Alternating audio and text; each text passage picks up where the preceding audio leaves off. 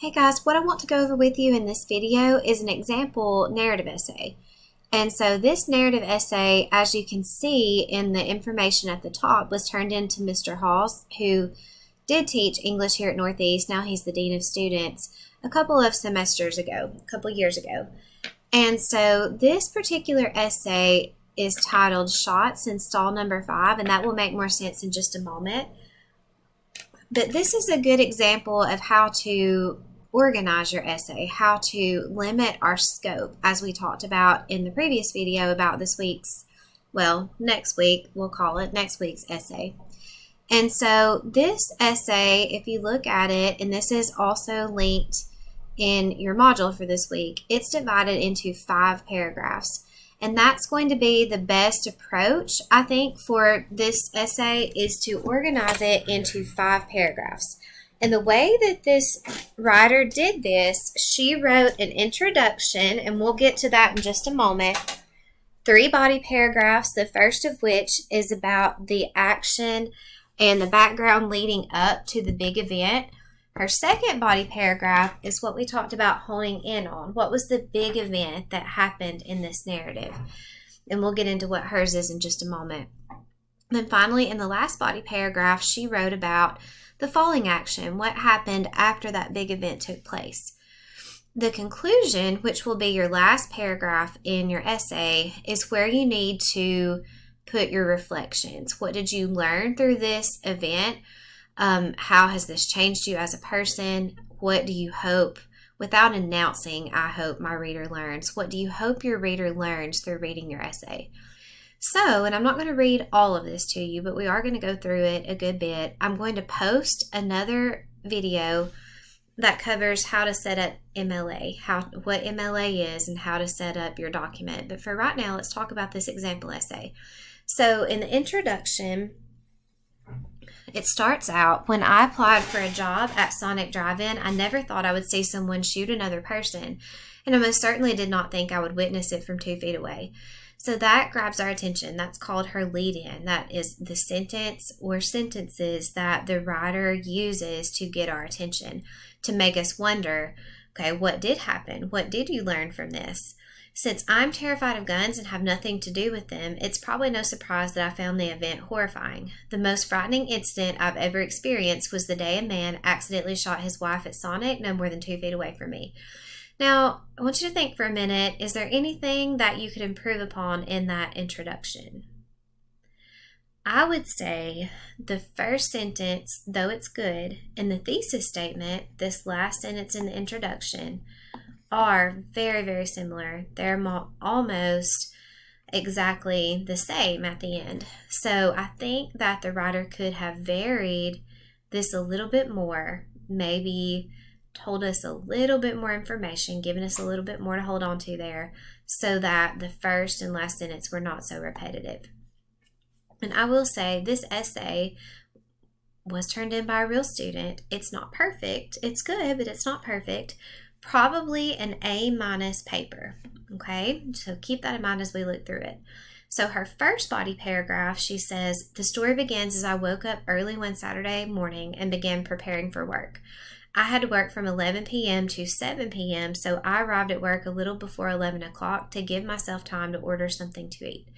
I ate, clocked in, and began taking orders as usual. Everything was normal until about 3 o'clock when I scanned an order that consisted of 2 large Dr. Peppers for a customer parked at stall 5. The day felt like it was flying by, as it usually did on a busy Saturday afternoon, so I was not expecting an awful accident to occur that day. So she sets up why she's there, why she's in this situation to begin with. She works at Sonic. This has been a normal day. Nothing out of the ordinary has happened.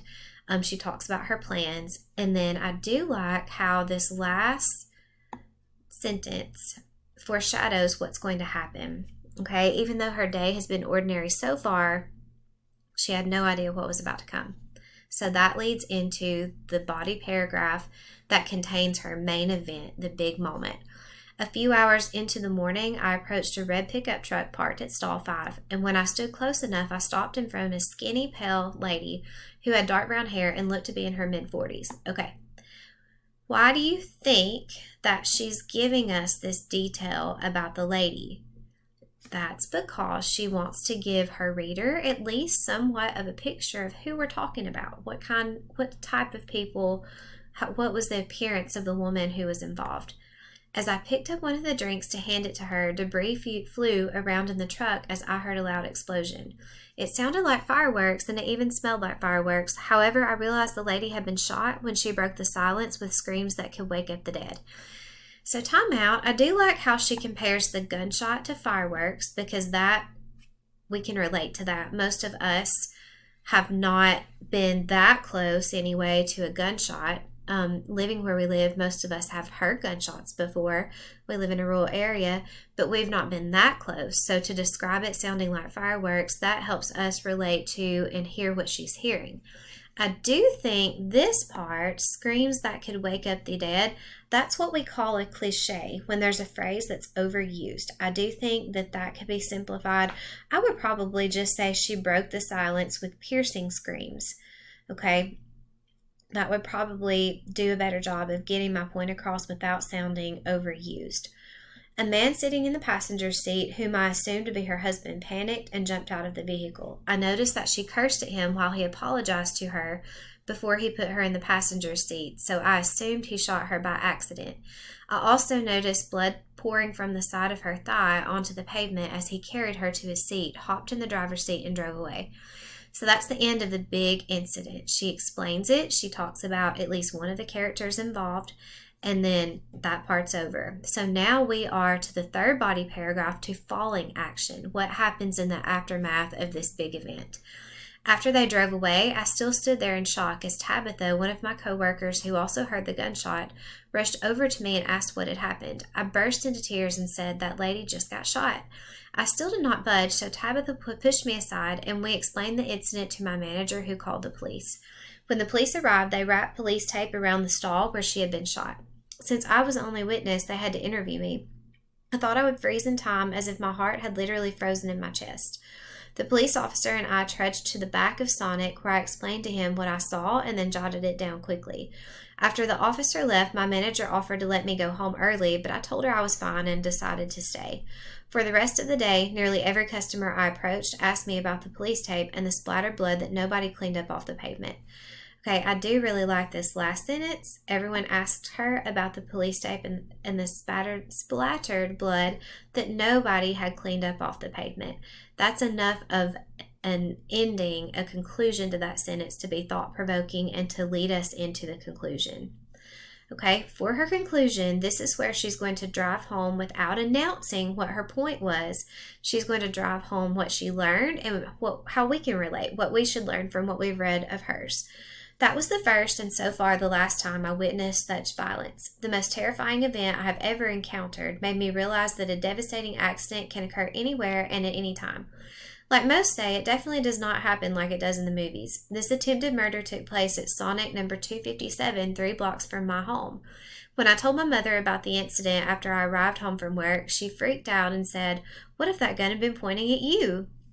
I never thought about such mania until she asked me that question, and I lay in paranoia for a couple of hours. Accordingly, I later realized that worrying will not stop an accident from happening, and I've not been scared to go anywhere since. In fact, I was back at work the next day, to much surprise of many coworkers who thought I might have jumped ship. I simply tell everyone that I'm blessed to be able to share the story. As for the lady with the supposed gunshot wound, I hope she has found a way of escape from that man who drove the red 1965 Chevy truck.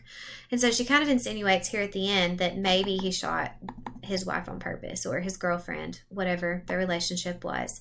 So when we first read the introduction of this story, or when I first read it, I wanted to know more about the man and the woman. I wanted to know more about the incident surrounding and the background surrounding the gunshot.